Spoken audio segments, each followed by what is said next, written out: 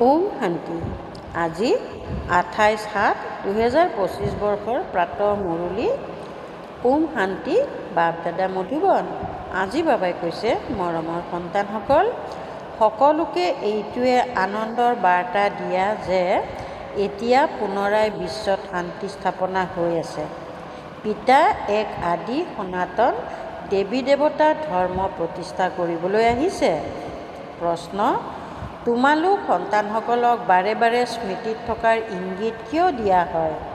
উত্তৰ: কিয়নো সৰ্বদা স্বাস্থ্যৱান আৰু সৰ্বদা পাৱন হ'বলৈ মুখ্য হৈছেই স্মৃতি।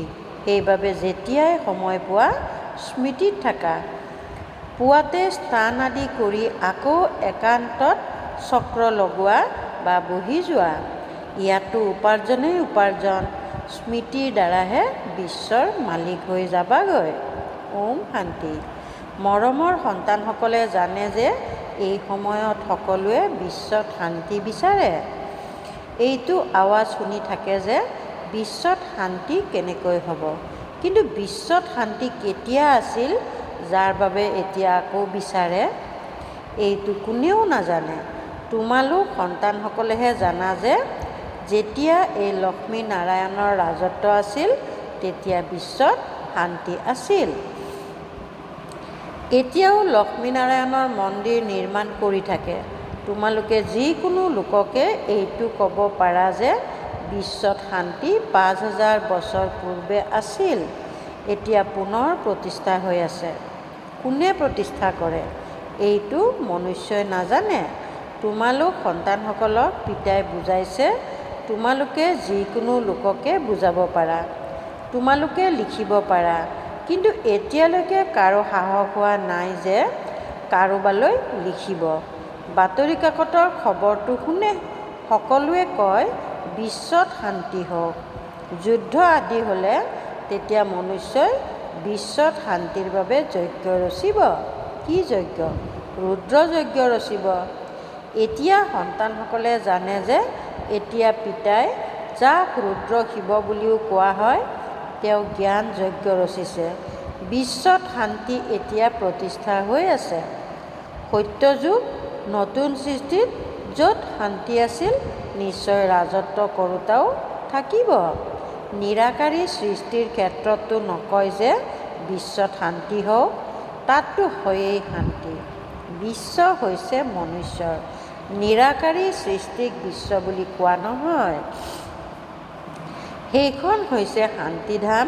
বাবাই বাৰে বাৰে বুজাই থাকে, তথাপিও কোনোৱে পাহৰি যায়। কোনোৰ বুদ্ধিত থাকে, তেওঁলোকে বুজাব পাৰে। বিশ্বত শান্তি কেনেকৈ প্ৰতিষ্ঠা হৈছিল, এতিয়া পুনৰ কেনেকৈ প্ৰতিষ্ঠা হৈ আছে, এয়া কাৰোবাক বুজোৱা বহুত সহজ। ভাৰতত যেতিয়া আদি সনাতন দেৱী দেৱতা ধৰ্মৰ ৰাজ্য আছিল তেতিয়া এটাই ধৰ্ম আছিল, বিশ্বত শান্তি আছিল। এয়া বহুত সহজে বুজাব পাৰা আৰু লিখিব পৰা কথা। ডাঙৰ ডাঙৰ মন্দিৰ নিৰ্মাণ কৰোঁতাসকলকো তোমালোকে লিখিব পাৰা। বিশ্বত শান্তি আজিৰ পৰা 5000 বছৰ পূৰ্বে আছিল, যেতিয়া এওঁলোকৰ অৰ্থাৎ লক্ষ্মীনাৰায়ণৰ ৰাজত্ব আছিল, যাৰ মন্দিৰ তোমালোকে নিৰ্মাণ কৰোৱা। ভাৰততে এওঁলোকৰ ৰাজত্ব আছিল, অন্য কোনো ধৰ্ম নাছিল। এইটোতো সহজ হয় আৰু সাধাৰণ জ্ঞানৰ কথা। ড্ৰামা অনুসৰি আগলৈ গৈ সকলো বুজি পাব। তোমালোকে এইটো আনন্দৰ বাৰ্তা সকলোকে দিব পাৰা।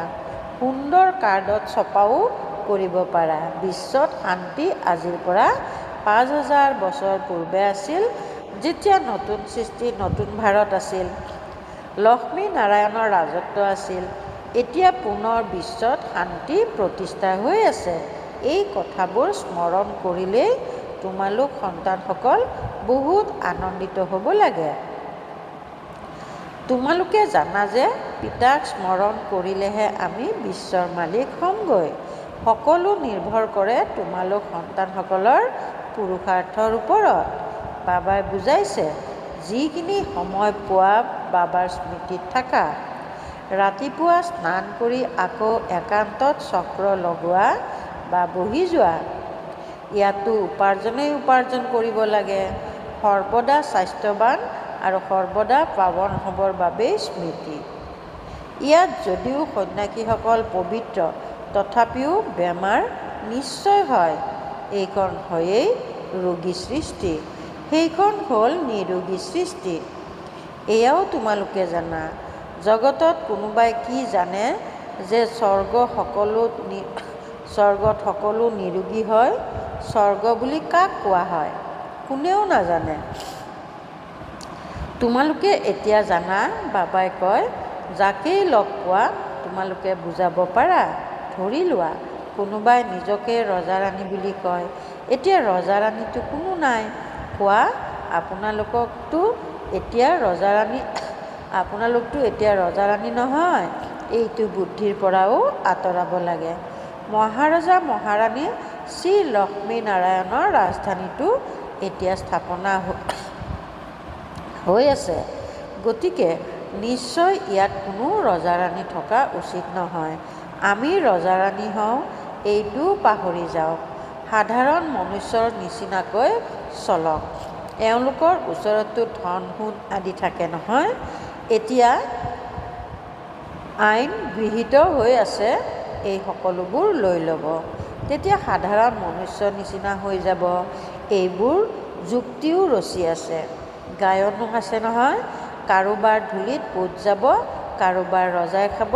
এতিয়া ৰজাই কাৰো নাখায়। ৰজাটো নায়েই, প্ৰজায়েই প্ৰজাৰ খাই আছে। আজিকালিৰ ৰাজ্য বৰ আশ্চৰ্যজনক। যেতিয়া ৰজাসকলৰ নাম একেবাৰে নোহোৱা হৈ যায়, তেতিয়া ৰাজধানী স্থাপনা হয়। এতিয়া তোমালোকে জানা আমি তালৈ গৈ আছোঁ, য'ত বিশ্বত শান্তি থাকে। হয়েই সুখধাম, ফটোপ্ৰধান সৃষ্টি। আমি তালৈ যাবলৈ পুৰুষাৰ্থ কৰি আছোঁ। কন্যাসকলে জাকজমকতাৰে বহি বুজাব লাগে। কেৱল বাহিৰৰ কৃত্ৰিম জাকজমকতা নালাগে। আজিকালিতো কৃত্ৰিমো বহুত ওলাইছে নহয়। ইয়াততো পৰিপক্ক ব্ৰহ্মা কুমাৰীসকলৰ দৰকাৰ। তোমালোক ব্ৰাহ্মণসকলে পিতা ব্ৰহ্মাৰ লগত বিশ্বত শান্তি প্ৰতিষ্ঠাৰ কাৰ্য কৰি আছা। এনেকৈ শান্তি প্ৰতিষ্ঠা কৰোঁতা সন্তানসকল বহুত শান্ত-চিত আৰু অমায়িক হোৱা উচিত, কিয়নো এইটো জানে যে আমি বিশ্বত শান্তি প্ৰতিষ্ঠা কৰিবৰ বাবে নিমিত্ত হৈছোঁ। গতিকে প্ৰথমে আমাৰ মাজত বহুত শান্তি থকা উচিত। বাৰ্তালাপো বহুত ধীৰেৰে, বহুত মাৰ্জিতভাৱে কৰিব লাগে। তোমালোক একেবাৰে গুপ্ত। তোমালোকৰ বুদ্ধিত অবিনাশী জ্ঞানৰত্নৰ সম্পদ ভৰপূৰ হৈ আছে। পিতাৰ তোমালোক উত্তৰাধিকাৰী হোৱা নহয়। পিতাৰ ওচৰত যিমান সম্পদ আছে তোমালোকেও পূৰা ভৰপূৰ কৰি লোৱা উচিত। সকলো সম্পদ তোমালোকৰ, কিন্তু সিমানখিনি সাহস নাথাকিলে তেন্তে ল'ব নোৱাৰে। লওঁতা সকলোৱে উচ্চ পদ পাব। কাৰোবাক বুজাবলৈ বহুত চখ থাকিব লাগে। আমি ভাৰতক পুনৰ স্বৰ্গ কৰি তুলিব লাগে। পেচাগত কাম-কাজ আদি কৰিও লগতে এইটো সেৱাও কৰিব লাগে। সেইবাবে বাবাই সোনকালে কৰিবলৈ কয়। তথাপিও হয়তো ড্ৰামা অনুসৰিয়েই প্ৰত্যেকে নিজৰ সময় অনুসৰি চলি আছে। সন্তানসকলকো পুৰুষাৰ্থ কৰোৱাই আছে। সন্তানসকলৰ নিশ্চয়তা আছে যে এতিয়া অলপ সময় বাকী আছে। এইটো আমাৰ অন্তিম জন্ম। পুনৰ আমি স্বৰ্গত থাকিমগৈ। এইখন হৈছে দুখধাম, পুনৰ সুখধাম হৈ যাব। স্থাপনা হ'বলৈ সময়টো লাগে নহয়। এই বিনাশ সৰু কথা জানো? যেনেকৈ নতুন ঘৰ নিৰ্মাণ কৰিলে তেতিয়া আকৌ নতুন ঘৰহে স্মৃতিলৈ আহে, সেয়া হৈছে সদৰ কথা। তাত জানো সম্বন্ধ আদি সলনি হৈ যায়? এয়াতো পুৰণি সৃষ্টিখনেই সলনি হৈ যাব। আকৌ যিয়ে ভালদৰে পঢ়িব তেওঁলোক ৰাজকীয় কুলত আহিব, নহ'লে প্ৰজাত গুচি যাব। সন্তানসকল বহুত আনন্দিত হোৱা উচিত। বাবাই বুজাইছে, 50-60 জনম তোমালোকে সুখ পোৱা। দাপৰতো তোমালোকৰ বহুত ধন থাকে। দুখটো পাছলৈহে হয়। ৰজাসকলে যেতিয়া পৰস্পৰ যুদ্ধ কৰে বিভাজিত হৈ যায় তেতিয়া দুখ আৰম্ভ হয়। প্ৰথমতেতো শস্য আদিও বহুত সুলভ হয়, অকাল আদিও পাছলৈ হয়, তোমালোকৰ বহুত ধন থাকে, শত্ৰুপ্ৰধানৰ পৰা তমোপ্ৰধানত লাহে লাহে আহা। গতিকে তোমালোক সন্তানসকলৰ অন্তৰ বহুত আনন্দিত হৈ থকা উচিত। নিজৰেই যদি আনন্দ নাথাকে, শান্তি নাথাকে, তেন্তে বিশ্বত কি শান্তি প্ৰতিষ্ঠা কৰিবা? বহুতৰে বুদ্ধিত অশান্তি থাকে। পিতা আহেই শান্তিৰ বৰদান দিবলৈ। তেওঁ কয়, মোক স্মৰণ কৰা, তেতিয়া তমোপ্ৰধান হোৱাৰ বাবে আত্মা যি অশান্ত হৈ গৈছে, সেয়া স্মৃতিৰে শত্ৰুপ্ৰধান শান্ত হৈ যাব। কিন্তু সন্তানসকলে স্মৃতিত থকাৰ পৰিশ্ৰম নকৰেই। স্মৃতিত নথকাৰ কাৰণে আকৌ মায়াৰ ধুমুহা আহে। স্মৃতিত থাকি পূৰা পবিত্ৰ নহ'লে তেতিয়া শাস্তি খাবলগীয়া হ'ব, পদো ভ্ৰষ্ট হ'ব। এনেকৈ বুজিব নালাগে যে স্বৰ্গলৈতো যাম নহয়, হেৰৌ মাৰ খাই পাই পইচাৰ সুখ পোৱা এইটো জানো কিবা ভাল কথা? মনুষ্যই উচ্চ পদ পাবলৈ কিমান পুৰুষাৰ্থ কৰে, এনেকুৱা নহয় যে যি পাম সেয়াই ভাল। এনেকুৱা কোনো নাথাকিব যিয়ে পুৰুষাৰ্থ নকৰিব। ভিক্ষা বিচৰা ফকীৰসকলেও নিজৰ কাৰণে পইচা একত্ৰিত কৰে। পইচাৰ বাবেতো সকলো শোকাতুৰ। পইচাৰে সকলো কথাতে সুখ হয়। তোমালোক সন্তানসকলে জানা যে আমি বাবাৰ পৰা প্ৰচুৰ ধন লওঁ। পুৰুষাৰ্থ কমকৈ কৰিলে তেতিয়া ধনো কমকৈ পাবা। পিতাই ধন দিয়ে নহয়। এনেকৈ কয়ো যে ধন আছে যদি আমেৰিকা আদি পৰিক্ৰমা লগোৱা। তোমালোকে যিমান পিতাক স্মৰণ কৰিবা আৰু সেৱা কৰিবা, সিমানে সুখ পাবা। পিতাই প্ৰতিটো কথাতে পুৰুষাৰ্থ কৰাই উচ্চ কৰি তোলে। বুজি পায় যে সন্তানসকলে আমাৰ কুলৰ নাম উজ্জ্বল কৰিব। তোমালোক সন্তানসকলেও ঈশ্বৰীয় কুলৰ। পিতাৰ নাম উজ্জ্বল কৰিব লাগে। এওঁ সত্য পিতা, সত্য শিক্ষক, সৎগুৰু হৈ গ'ল। উচ্চতকৈও উচ্চ পিতা, উচ্চতকৈও উচ্চ সঁচা সৎগুৰুও হ'ল। এইটোও বুজাইছে যে গুৰু এজনেই, দ্বিতীয় কোনো নাই। সকলোৰে সদ্গতিদাতা এজন। এইটো তোমালোকে জানা। এতিয়া তোমালোক পাৰস অৰ্থাৎ পবিত্ৰ বুদ্ধিৰ হৈ আছা। পাৰসপুৰীৰ পাৰসনাথ ৰজাৰাণী হোৱাগৈ কিমান সহজ কথা। ভাৰত স্বৰ্ণিম যুগী আছিল, বিশ্বত শান্তি আছিল। এইটো তোমালোকে এই লক্ষ্মীনাৰায়ণৰ চিত্ৰৰ দ্বাৰা বুজাব পাৰা। স্বৰ্গত শান্তি আছিল, এতিয়া হৈছে নৰক, ইয়াত অশান্তি আছে। স্বৰ্গত এই লক্ষ্মীনাৰায়ণ থাকে নহয়। শ্ৰীকৃষ্ণক লৰ্ড কৃষ্ণ বুলিও কয়, কৃষ্ণ ভগৱান বুলিও কয়। এতিয়া লৰ্ডটো অৰ্থাৎ মালিকটো অনেক আছে। যাৰ ওচৰত বেছিকৈ ভূমি থাকে তেওঁকো লেণ্ডলৰ্ড বুলি কোৱা হয়। শ্ৰীকৃষ্ণটো বিশ্বৰ ৰাজকুমাৰ আছিল, যিখন বিশ্বত শান্তি আছিল। এইটো কোনেও গম নাপায় যে ৰাধাকৃষ্ণই লক্ষ্মীনাৰায়ণ হয়। তোমালোকৰ বাবে জগতৰ লোকে কিমান কথা ৰচে, হুলস্থুলৰ সৃষ্টি কৰে। এনেকৈ কয় যে এওঁলোকে ভাই ভনীৰ সম্বন্ধ গঢ়ি দিয়ে। বুজোৱা হয় যে প্ৰজাপিতা ব্ৰহ্মাৰ মুখ বঞ্চাৱলী ব্ৰাহ্মণ, যাৰ বাবেই গায়ন কৰে যে ব্ৰাহ্মণ দেৱী দেৱতাই নমঃ। ব্ৰাহ্মণেও তেওঁলোকক নমস্কাৰ জনায়, কিয়নো তেওঁলোক হৈছে সঁচা ভাই ভনী, পবিত্ৰ হৈ থাকে। তেন্তে পবিত্ৰসকলক কিয়নো সন্মান নজনাব? কন্যা পবিত্ৰ হয়, সেয়েহে তেওঁলোকৰো চৰণত পৰে। বাহিৰৰ দৰ্শনাৰ্থী আহিলে তেওঁলোকেও কন্যাক নমস্কাৰ জনাব। এই সময়ত কন্যাৰ ইমান সন্মান কিয় হৈছে? কিয়নো তোমালোক ব্ৰহ্মা কুমাৰ কুমাৰী হোৱা নহয়। সংখ্যা গৰিষ্ঠতা তোমালোক কন্যাসকলৰেই। শিৱশক্তি পাণ্ডৱসেনা বুলি গায়ন কৰা হৈছে, ইয়াত পুৰুষো আছে। সংখ্যা গৰিষ্ঠতা মাতাসকলৰ, সেয়েহে গায়ন কৰা হয়। গতিকে যিসকলে ভালদৰে পঢ়ে তেওঁলোকে উচ্চ হৈ যায়। এতিয়া তোমালোকে গোটেই বিশ্বৰ বুৰঞ্জী ভূগোল জানি গৈছা। চক্ৰৰ ওপৰতো বুজোৱা বহুত সহজ। ভাৰত পাৰসপুৰী আছিল, এতিয়া হৈছে পাথৰ পুৰি। তেন্তে সকলো পাথৰ নাট হৈ গ'লা নহয়। তোমালোক সন্তানসকলে এই 84 চক্ৰকো জানা। এতিয়া ঘৰলৈ যাব লাগে, গতিকে পিতাকো স্মৰণ কৰিব লাগে, যাৰ দ্বাৰা পাপ খণ্ডন হয়। কিন্তু সন্তানসকলে স্মৃতিত থকাৰ পুৰুষাৰ্থ নকৰেই, কাৰণ অমনোযোগী হয়, ৰাতিপুৱা নুঠে, যদি উঠেও মজা নাপায়, টোপনি আহিবলৈ ধৰে, সেয়েহে আকৌ শুই যায়, নিৰাশ হৈ যায়। বাবাই কয়, সন্তানসকল, এয়া যুদ্ধক্ষেত্ৰ হয় নহয়, ইয়াত নিৰাশ হ'ব নালাগে। স্মৃতিৰ বলেৰেহে মায়াৰ ওপৰত বিজয়ী হ'ব লাগে। এই ক্ষেত্ৰত পৰিশ্ৰম কৰিব লাগে। বহুত ভাল ভাল সন্তান আছে, যিসকলে যথাৰ্থ ৰীতি স্মৰণ নকৰে। খতিয়ান ৰাখিলে লাভ লোকচানৰ বিষয়ে গম পোৱা যায়। এনেকৈ কয় যে খতিয়ান ৰখা অভ্যাসটো মোৰ অৱস্থাত চমৎকাৰ আনি দিলে। এনেকৈ কোনোবা বিৰলজনেহে খতিয়ান ৰাখে। এই ক্ষেত্ৰতো বহুত পৰিশ্ৰম হয়। বহুত সেৱা কেন্দ্ৰত মিছলীয়াও গৈ বহে, বিকৰ্ম কৰি থাকে। পিতাৰ নিৰ্দেশনা মতে নচলিলে বহুত লোকচান কৰি দিয়ে। সন্তানসকলে জানো গম পায় যে নিৰাকাৰ অৰ্থাৎ শিৱ বাবাই কয় নে সাকাৰে অৰ্থাৎ ব্ৰহ্ম বাবাই কয়। সন্তানসকলক বাৰে বাৰে বুজোৱা হয়, সদায় বুজিবা যে শিৱ বাবাই নিৰ্দেশনা দিয়ে।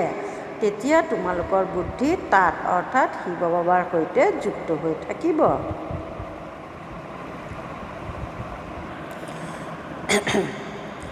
আজিকালি বাগদান হ'লে ফটো দেখুৱায়, খবৰ কাগজতো প্ৰকাশ কৰে যে এওঁৰ বাবে এনেকুৱা ঘৰৰ পাত্ৰ পাত্ৰীৰ প্ৰয়োজন। সৃষ্টিৰ কি অৱস্থা হৈ গৈছে, কি হ'বলৈ আছে। তোমালোক সন্তানসকলে জানা অনেক প্ৰকাৰৰ মত আছে। তোমালোক ব্ৰাহ্মণসকলৰ হৈছে এক মত, বিশ্বত শান্তি প্ৰতিষ্ঠা কৰাৰ মত। তোমালোকে শ্ৰীমতত বিশ্বৰ শান্তি প্ৰতিষ্ঠা কৰা, গতিকে সন্তানসকলো শান্তিত থাকিব লাগে। যি কৰিব সেয়াই পাব, নহ'লে বহুত লোকচান হয়, জন্ম জন্মান্তৰলৈ লোকচান হয়। সন্তানসকলক কয়, নিজৰ লোকচান আৰু লাভ চোৱা, খতিয়ান চোৱা। মই কাৰোবাক দুখটো নিদিলোঁ। পিতাই কয়, তোমালোকৰ এই সময় এটি ছেকেণ্ড অতিকৈ মূল্যৱান। শাস্তি ভুগি তেনেই কিছু প্ৰাপ্তি কৰা, সেইটোনো কি ডাঙৰ কথা। তোমালোকেতো বহুত ধনৱান হ'ব বিচৰা নহয়। প্ৰথমে যিয়েই পূজ্য হয় তেওঁলোকেই পূজাৰী হ'বলগীয়া হয়। ইমান ধন থাকিব, সোমনাথৰ মন্দিৰ নিৰ্মাণ কৰিব, তেতিয়াহে পূজা কৰিব। ইয়াৰো হিচাপ আছে। সন্তানসকলক তথাপি বুজাই খতিয়ান ৰাখা, তেতিয়া বহুত লাভ হ'বা। টুকি ৰাখিব লাগে। সকলোকে বাৰ্তা দি গৈ থাকা, চুপ হৈ বহি নাথাকিবা। ট্ৰেইনতো তোমালোকে বুজাই সাহিত্য দি দিয়া, কোৱা এয়া কোটি কোটি মূল্যৰ সম্পদ। যেতিয়া ভাৰতত লক্ষ্মীনাৰায়ণৰ ৰাজত্ব আছিল, তেতিয়া বিশ্বত শান্তি আছিল। এতিয়া পিতা পুনৰাই সেই ৰাজধানী স্থাপনা কৰিবলৈ আহিছে। তোমালোকে পিতাক স্মৰণ কৰা, তেতিয়া বিকৰ্ম বিনাশ হ'ব আৰু বিশ্বত শান্তি হ'ব। ভাল বাৰু।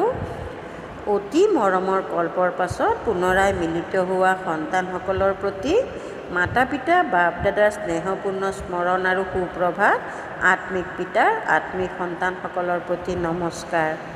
আত্মিক সন্তানসকলৰ আত্মিক মাতা পিতা বাপ দাদাৰ প্ৰতি স্নেহপূৰ্ণ স্মৰণ আৰু নমস্কাৰ। ধাৰণাৰ বাবে মুখ্যসাৰ 1 নম্বৰ। আমি বিশ্বত শান্তি প্ৰতিষ্ঠা কৰাৰ নিমিত্ত ব্ৰাহ্মণ। আমি বহুত শান্তচিত্ত হৈ থাকিব লাগে। বাৰ্তালাপ বহুত ধীৰে ধীৰে আৰু মাৰ্জিতভাৱে কৰিব লাগে। 2 নম্বৰ। অমনোযোগিতা ত্যাগ কৰি স্মৃতিত থকাৰ পুৰুষাৰ্থ কৰিব লাগে, কেতিয়াও নিৰাশ হ'ব নালাগে। বৰদান। পৰিস্থিতি ৰূপী কাকতলৈ ভয় কৰাৰ পৰিৱৰ্তে পূৰ্ণ বিৰাম লগাই সম্পূৰ্ণ উত্তীৰ্ণ হওঁতা সফলতাপূৰ্ণ হোৱা। পৰিস্থিতি ৰূপী কাকতলৈ ভয় কৰাৰ পৰিৱৰ্তে পূৰ্ণ বিৰাম লগাই সম্পূৰ্ণ উত্তীৰ্ণ হওঁতা সফলতাপূৰ্ণ হোৱা। যেতিয়া যিকোনো প্ৰকাৰৰ পৰিস্থিতিৰূপী কাকত আহে, তেতিয়া ভয়ভীত নহ'বা, প্ৰশ্নসূচক চিহ্ন নলগাবা যে এয়া কিয় আহিল, এয়া ভাবি সময় নষ্ট নকৰিবা। প্ৰশ্নসূচক চিহ্ন সমাপ্ত আৰু পূৰ্ণ বিৰাম তেতিয়া শ্ৰেণী পৰিৱৰ্তন হ'ব, অৰ্থাৎ পৰিস্থিতিৰূপী কাকতত উত্তীৰ্ণ হ'বা। পূৰ্ণ বিৰাম লগাওঁতাসকল সম্পূৰ্ণ উত্তীৰ্ণ হ'ব, কিয়নো পূৰ্ণ বিৰাম হৈছে বিন্দু স্থিতি। দেখিও নাচাবা, শুনিও নুশুনিবা। পিতাই শুনোৱাখিনি শুনা, পিতাই যি দিছে সেয়া চোৱা, তেতিয়া সম্পূৰ্ণ উত্তীৰ্ণ হৈ যাবা। উত্তীৰ্ণ হোৱাৰ চিন হৈছে সদায় আৰোহণ কলাৰ অনুভৱ কৰি সফলতাৰ তৰা হৈ যাব। শ্লোগান: স্ব-উন্নতি কৰিবলৈ হ'লে প্ৰশ্ন আনক শুধৰণি কৰা আৰু আনৰ উদ্ধৃতি দিয়াটো ত্যাগ কৰি নিজৰ সংযোগ ঠিকে ৰাখা। স্ব-উন্নতি কৰিবলৈ হ'লে প্ৰশ্ন আনক শুধৰণি কৰা আৰু আনৰ উদ্ধৃতি দিয়াটো ত্যাগ কৰি নিজৰ সংযোগ ঠিক ৰাখা। ওম শান্তি। অব্যক্ত সংকেত: সংকল্প শক্তি জমা কৰি শ্ৰেষ্ঠ সেৱাৰ নিমিত্ত হোৱা। অন্তিম সময়ত নিজৰ সুৰক্ষাৰ বাবে মনৰ শক্তিয়েই সাধন হ'ব। মনৰ শক্তিৰেহে নিজৰ অন্তিম সময় সুন্দৰ কৰাৰ নিমিত্ত হ'ব পাৰিবা। সেই সময়ত মনৰ শক্তি অৰ্থাৎ শ্ৰেষ্ঠ সংকল্প শক্তি এজনৰ সৈতে বুদ্ধিৰ সংযোগ স্বচ্ছ হ'ব লাগে। বেহদৰ সেৱাৰ বাবে, নিজৰ সুৰক্ষাৰ বাবে মনৰ শক্তি আৰু নিৰ্ভীকতা শক্তি জমা কৰা। ওম শান্তি।